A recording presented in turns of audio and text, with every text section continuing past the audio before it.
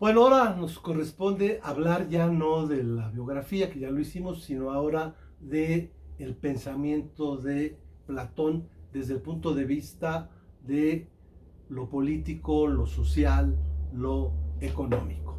Desde luego el pensamiento de Platón es fundamental y esencialmente filosófico, pero no estamos en una materia de historia de la filosofía, donde tendríamos que ver unos temas muy interesantes desde el punto de vista platónico. Pero lo interesante es que desde el punto de vista filosófico, Platón es un idealista. Sin embargo, desde el punto de vista de lo social, de lo económico y de lo político, vamos a ver que, por el contrario, Platón pareciese un materialista, es más, alguien muy cercano a lo que ahora llamamos el materialismo histórico, o sea, a las ideas de Marx. Incluso hay quienes consideran que las ideas de Platón son fundamental y esencialmente de tipo comunista. Habla de ellas en dos obras, en la República y las leyes. Vamos a hablar de ellas. Hablamos que la República de Platón es tal vez la obra más conocida, más clásica de Platón. Desde luego, insisto, la parte fundamental del pensamiento platónico es su filosofía. Precisamente en esta obra, La República, es donde viene su famosa alegoría de la caverna. No nos vamos a referir entonces a la parte que tiene que ver con el conocimiento, a la parte que tiene que ver incluso con el aspecto del alma, el aspecto espiritual, nada de eso. Vamos a hablar de lo que tiene que ver con nuestro campo de estudio, que es la política, que es las ciencias sociales, que es la economía, el derecho, etc. Bueno, en esta obra podemos, para tratar de entenderla, hacer que dos preguntas sean las fundamentales. Hay que recordar que el punto de partida de la filosofía griega es las preguntas y saber responder preguntas. Bueno, Platón va a responder dos preguntas. La primera de ellas es cómo surge el Estado, cómo es que surge la polis, por qué aparecen los gobiernos. Es curioso incluso que aquí vamos a encontrar un paralelismo entre el pensamiento del materialismo histórico y el pensamiento de Platón, porque en ambos se parte de la idea de que es la base económica, que es la necesidad, el aspecto económico lo que hace que los seres, para resolver sus necesidades económicas, tengan que reunirse en un mismo espacio, unos produzcan una cosa, otros otras, las intercambien, y eso es el origen del Estado. Así lo relata Platón en la República. ¿No nace la sociedad de la impotencia en que devastarse a sí mismo se encuentra cada hombre y de la necesidad que siente de muchas cosas? ¿Tiene alguna otra causa su origen? Ninguna otra sino esa. Así, como quiera que la necesidad de una cosa moviese a un hombre a unirse a otro, y otra necesidad a otro hombre, la multiplicidad de esas necesidades ha reunido en un mismo lugar a diversos hombres, con la mira de ayudarse unos a otros, y hemos dado a esa sociedad el nombre de Estado. O sea, aquí es donde nos habla del origen del Estado. El Estado surge, el Estado aquí entendido como gobierno. El Estado, no estamos hablando del Estado-nación, que va a surgir y como lo vamos a ver posteriormente, no. El Estado como gobierno, el Estado como organización política, como polis, donde hay esa relación entre gobernantes y gobernados, nace precisamente de la economía. La base fundamental es la economía. O sea, el lineamiento del pensamiento marxista es la base económica sobre la que se levanta la superestructura jurídico-política. Entonces es la necesidad económica la que hace de que si yo produzco comida y otro produce ropa, pues nos juntemos en el mismo lugar y uno intercambia su comida, otro ropa, otro otra cosa, y de esa manera pues nos juntamos para resolver en conjunto nuestras necesidades, y esto es en beneficio mutuo, y el gobernante pues lo único que hace es ver que ese tipo de acuerdos, ese tipo de transacciones económicas, esos intercambios económicos se realicen de la manera equitativa, justa y adecuada. Bueno, esa es la pregunta, ¿cómo surge el Estado? Ahora viene la pregunta más complicada, que es ¿quién debe de gobernar? Simplemente debe ser el más fuerte, como es en la época primitiva, debe ser simplemente el que sea el que más obedezcan los soldados. ¿Quién debe de gobernar? Bueno, lo primero que establece es si deben de gobernar los viejos o los jóvenes. Y ahí él, curiosamente, señala que algo que seguramente no les va a gustar a ustedes, que son jóvenes. Vean lo que dice Platón. ¿No es acaso la elección de quienes deberían mandar y quienes obedecer? Sí, claro, parece que habrán de mandar los ancianos y los jóvenes obedecer, indudablemente, y que habrá que escoger entre los ancianos a los mejores. Sí, ¿cuáles son los mejores labradores? Sin duda los que más entienden la agricultura. En efecto, pues si hemos de escoger también por jefes a los mejores guardianes del Estado, escogeremos aquellos que en más alto grado poseen las cualidades de guardianes excelentes. Ciertamente, para eso hace falta que, a más de la prudencia y la energía necesarias, tengan mucho celo del bien público. Sin duda, y estimamos en más aquellas cosas cuyos intereses son inseparables de los nuestros, de cuya buena o mala fortuna estamos convencidos de que depende nuestra felicidad o nuestra desdicha. Así es que el primer aspecto que señala es que deben de gobernar los viejos. Y vean que además eso es un resultado evidente. En Estados Unidos, pues los dos candidatos son viejos. Aquí en México dicen que es viejo el señor López Obrador, me ofende eso porque yo soy un poquito mayor de edad que él, pero en fin, entraríamos en la categoría de viejos. En el Papa, pues es un personaje viejo. En fin, los grandes políticos, los grandes gobernantes han sido viejos, y claro, es la idea de que más sabe el diablo por viejo que por diablo. Entonces, la idea es que se debe de elegir, pues, no al joven, que no tiene experiencia, sino al viejo. El otro tema es, ya en cuanto a edad, pues no queda duda. Ya sé que a ustedes como jóvenes no les gusta la idea, pero en fin, deben de gobernar los viejos, y pues de repente hay muchos jóvenes que dicen, ah, tú eres un viejito, yo tengo razón, ¿no? Platón decía que fueran los viejos. Bueno, aquí viene la parte más interesante para mí en este aspecto de Platón. Es el primero que se plantea si deben o no deben de gobernar las mujeres. Fíjense, estamos hablando de una época y de un momento en que las mujeres ni siquiera eran tomadas en cuenta. En la historia de la antigua Grecia prácticamente no vemos figuras femeninas. Las mujeres no participaban en las asambleas, las mujeres no podían ser electas, las mujeres no podían votar.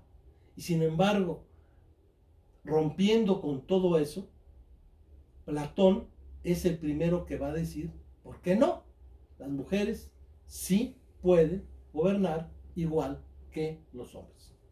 Hay pues mujeres que son aptas para velar por la custodia del Estado y otras que no lo son. ¿Por qué? ¿No son la filosofía y el valor las dos cualidades que exigimos a nuestros guerreros? Sí, la naturaleza de la mujer es, por consiguiente, tan indicada para la custodia de un Estado como la del hombre. La diferencia en esto es solo de más o menos. Bueno, entonces, aquí viene ya resuelto el tema. Deben ser personas grandes. En cuanto a sexo, puede lo mismo gobernar un hombre o una mujer. No es, desde luego, el partidario de lo que ahora vivimos, de que haya paridad de género y que a fuerza tiene que haber el mismo número de diputados hombres que diputadas mujeres. No hay esa situación. Pero sí dice, hay mujeres capaces, mujeres no capaces, como también hay hombres capaces, mujeres no capaces. O sea, en esto, pues, simple y sencillamente pueden competir hombres y mujeres, y se puede elegir a quien sea el que cumpla mejor las cualidades para gobernar. Bueno, ahora viene ya el tema fundamental. ¿Quién debe de gobernar?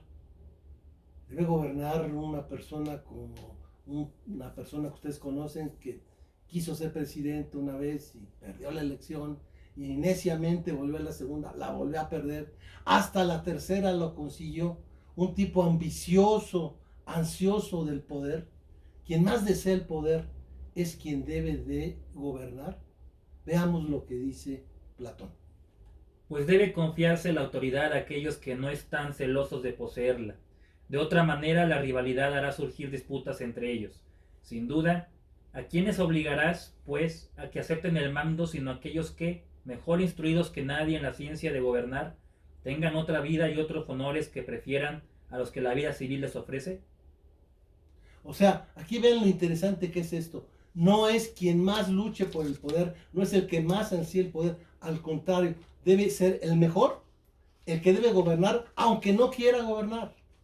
O sea, no es el ansioso del poder, no es aquel que se pelea por el poder, no es aquel que de alguna manera está en elección tras elección y luchando tenazmente, y esto hasta se alaba, miren, fulanito de tal, Andrés Manuel López Obrador, cuántos años ha estado luchando por ser presidente hasta que lo logra. Aquí dice, no, a esos no hay que darles el poder, a esos para nada, hay que darles el poder a aquellos que no lo quieren, no a los que los quieren, fíjense, a los que no lo quieren. Ahora, ¿por qué quiere alguien el poder? Pues para beneficiar a su esposa, independientemente del tipo de trajes que use en sus actos, para beneficiar a sus hijos, ofenderse si le ponen apodos al hijo. En la época de Fox, ya ven, Marta Sagún, en la época de López Portillo, su hijo, el orgullo de mi nepotismo.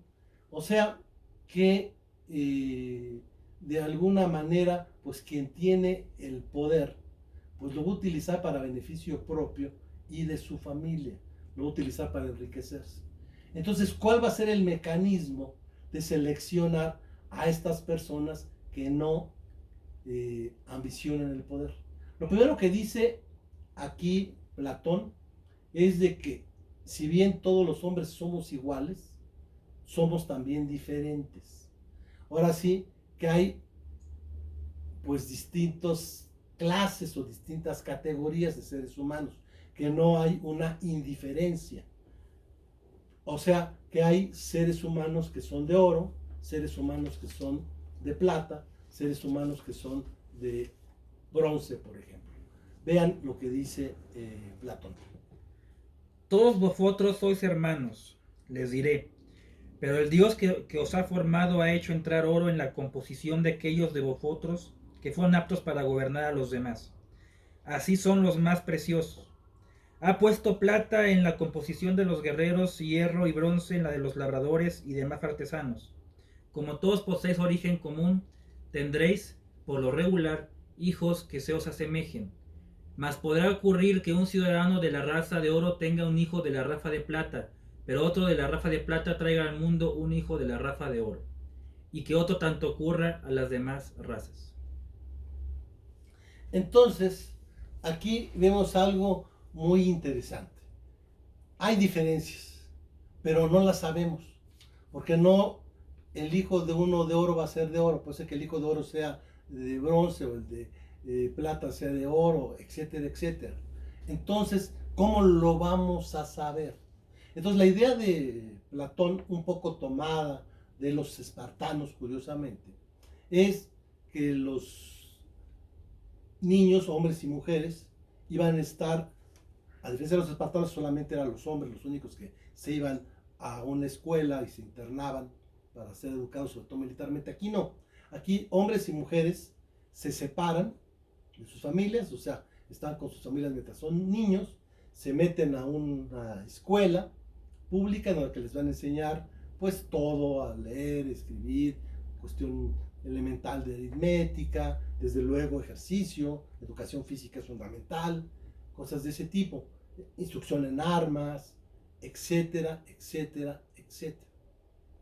Entonces, cuando llegan a la adolescencia, les van a hacer un examen pero no así como el examen de admisión, así que es facilito. A ver, Petit Marino, un examen en serio, un examen rígido.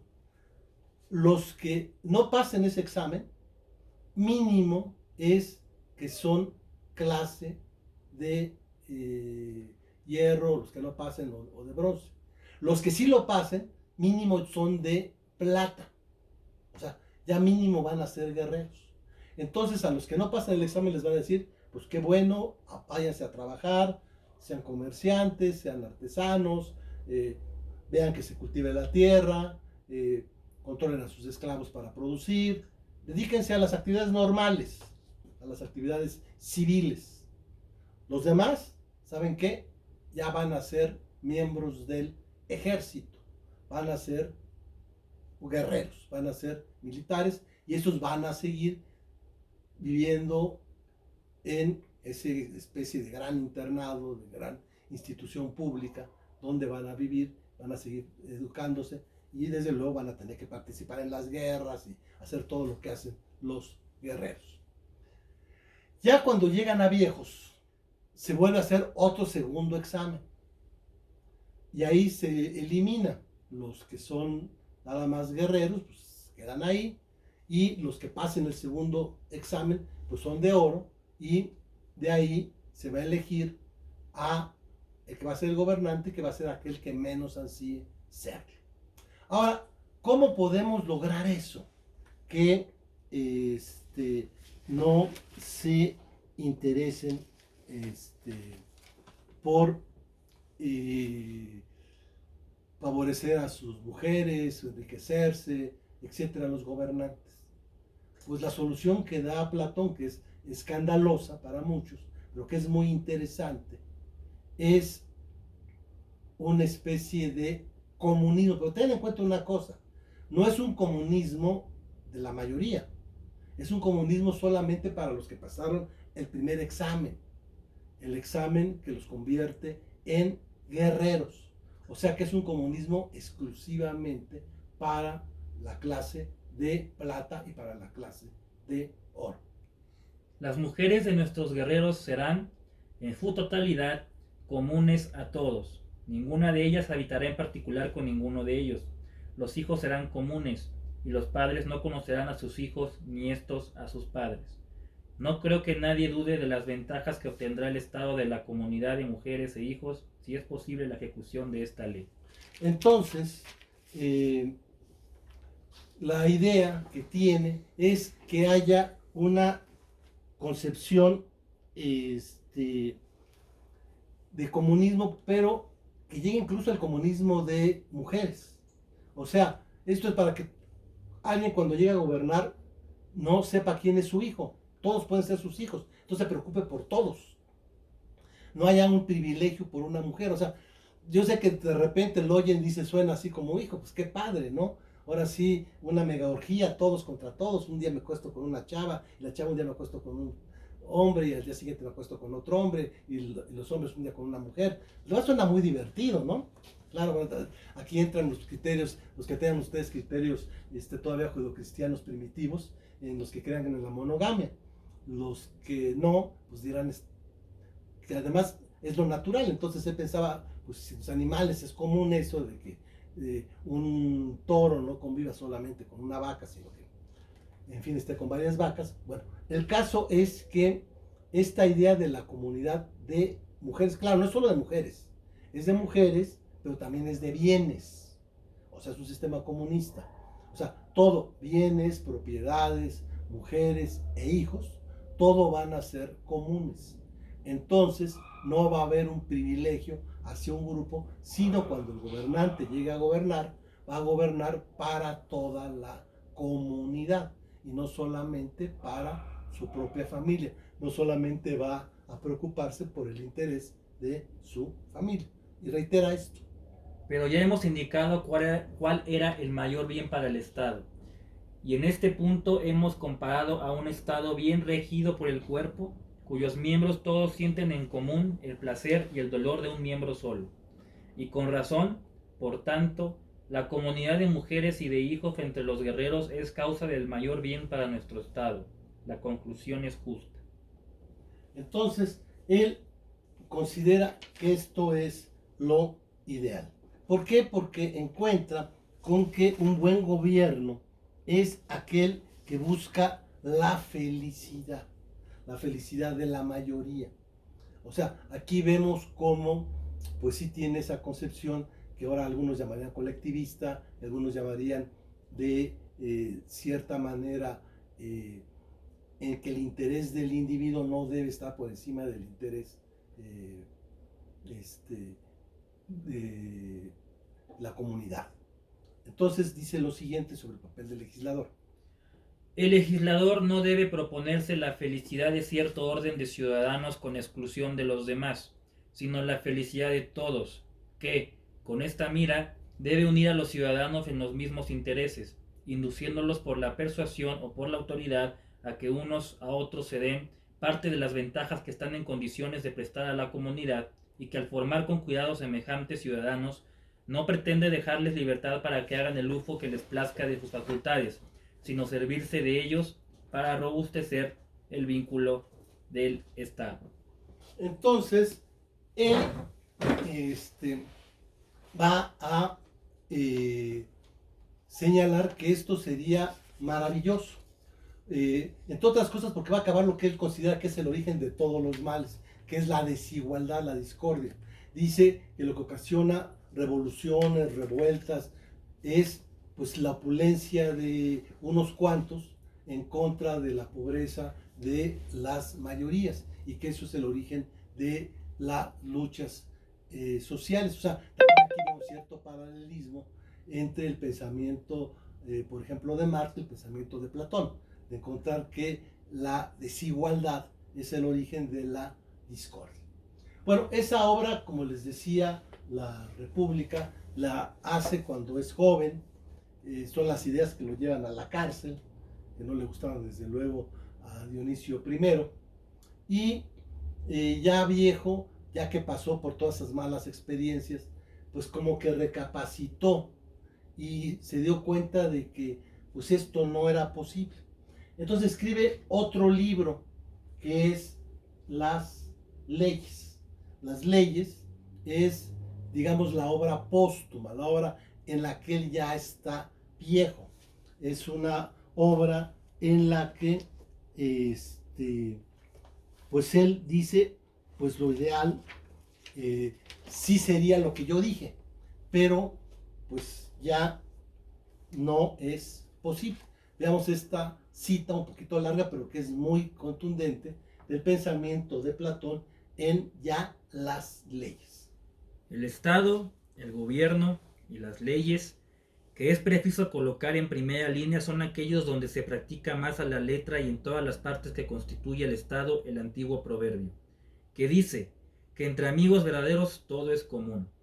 En cualquier punto, pues, en que suceda o pueda llegar a suceder que las mujeres sean comunes, los hijos comunes, los bienes de todas clases comunes, y que se hagan los mayores esfuerzos para quitar del comercio de la vida hasta el nombre de la propiedad, de suerte que las cosas mismas que la naturaleza ha dado a cada hombre se hagan en cierta manera comunes a todos en cuanto sea posible, como los ojos, los oídos, las manos, y que todos los ciudadanos se imaginen que ven, oyen y obran en común, que todos aprueben y desaprueben de concierto las mismas cosas, que sus goces y sus penas recaigan sobre los mismos objetos. En una palabra, que las leyes se propongan con todo su poder hacer el Estado perfectamente uno. Puede asegurarse que esto es el colmo de la virtud política, y que nadie podría en ese concepto dar a las leyes una dirección mejor ni más justa. En una ciudad de tales condiciones, ya tenga por habitantes a dioses y a hijos de los dioses, que sean más de uno, la vida es completamente dichosa.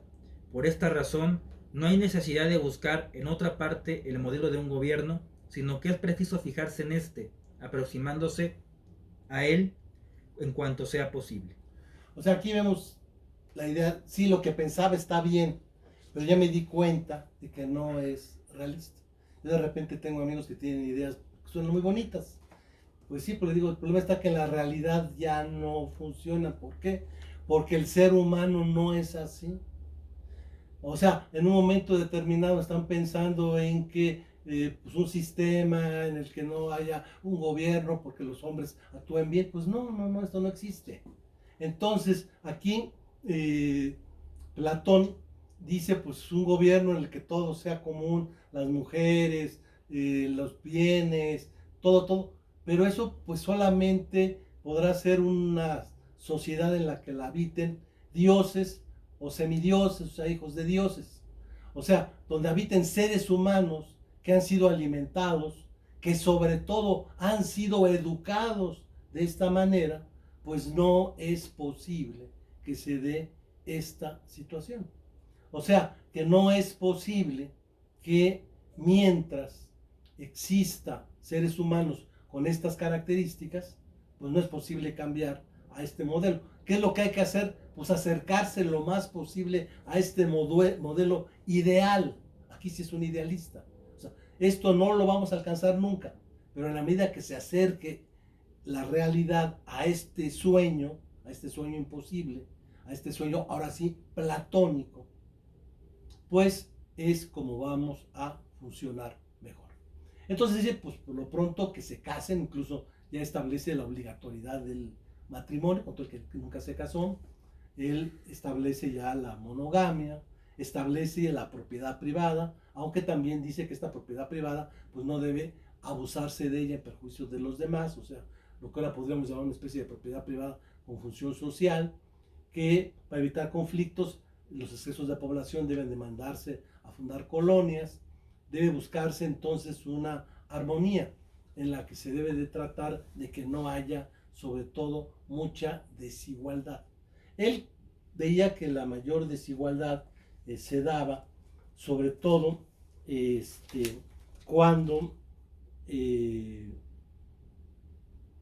pues se abusa de las cosas. Entonces,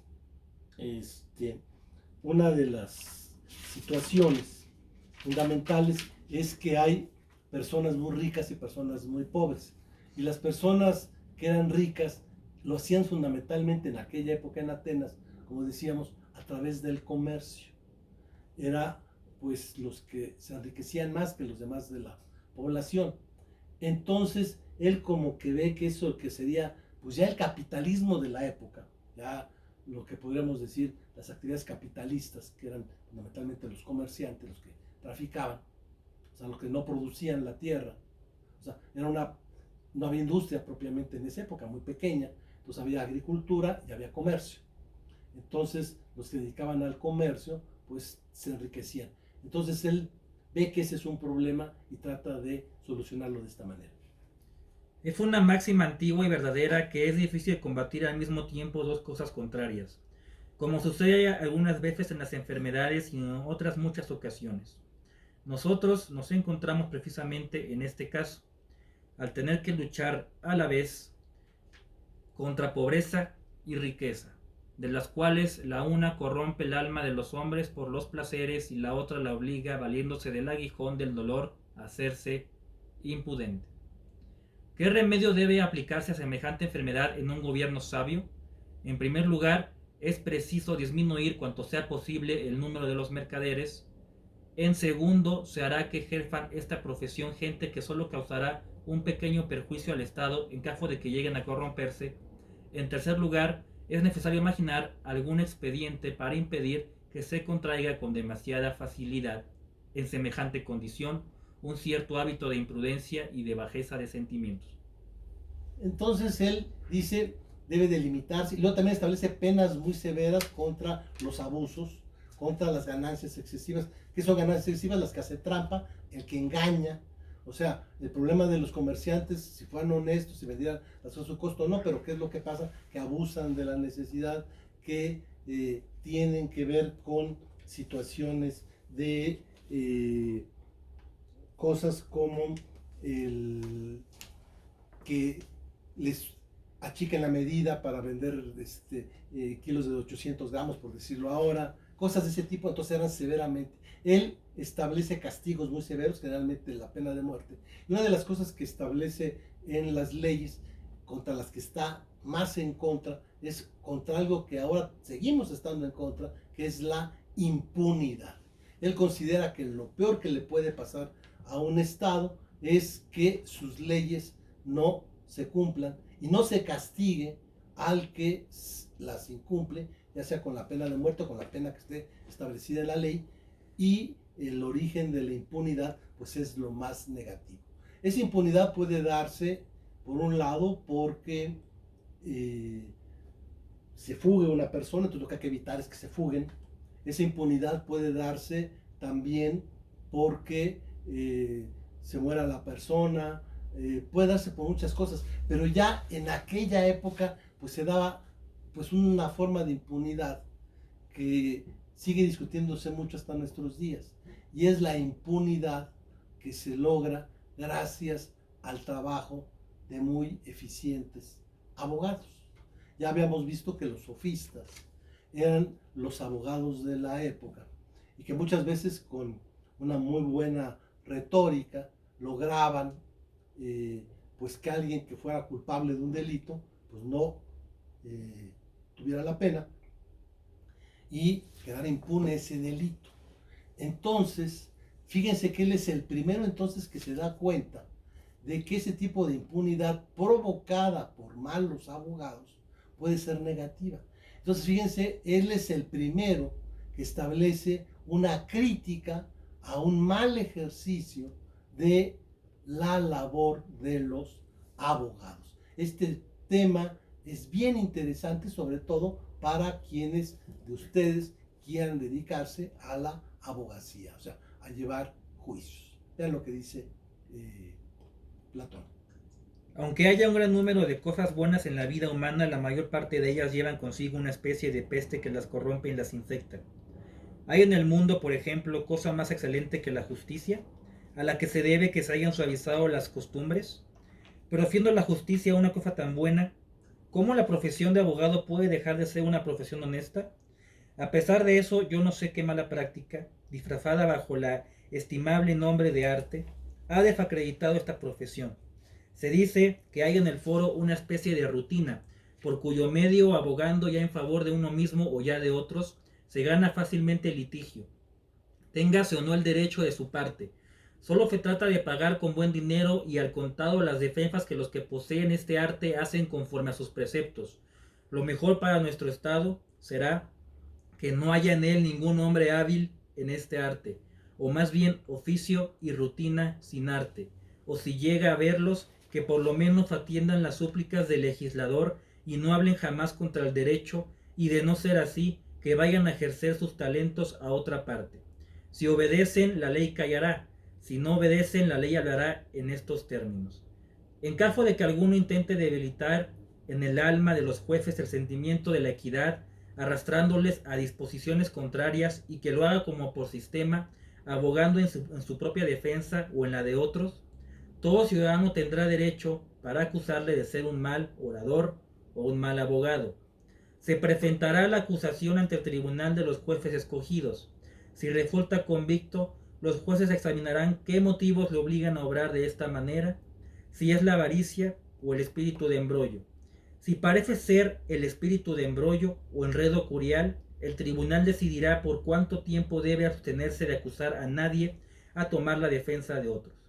Si se cree que es la avaricia, en caso que el culpable sea extranjero, se le ordenará pena de la vida, que salga del Estado y que no vuelva a él jamás. En caso de que sea un ciudadano, será condenado a muerte, a causa de su excesiva pasión por el dinero, al que da la preferencia sobre todo. El que fuere convencido de haber prevaricado por segunda vez en este punto por espíritu de enredo, será castigado con la muerte.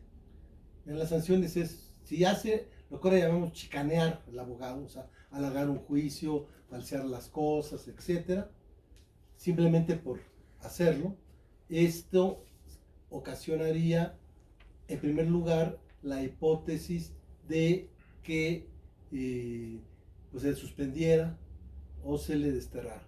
Pero si hay corrupción, lo que ahora llamamos corrupción, o sea, hubo dinero de por medio, en ese caso la pena es pena de muerte. Imagínense en nuestro país cualquier corrupción de un abogado o de un juez se pagara con la pena de muerte, pues entonces sí tendríamos un sistema jurídico que desgraciadamente no tenemos. Con esto termino la parte que corresponde a Platón y rápidamente vamos a ver a alguien que fue el gran crítico, no solo de Platón, sino también de Sócrates, alguien que hacía no filosofía, sino comedia. Este es Aristófanes. En la antigua Grecia, el teatro pues era el gran espectáculo, no había cine, no había otras cosas. Entonces, el teatro era, sobre todo en honor de el dios Dionisio, pues famosísimo, y sobre todo los grandes autores de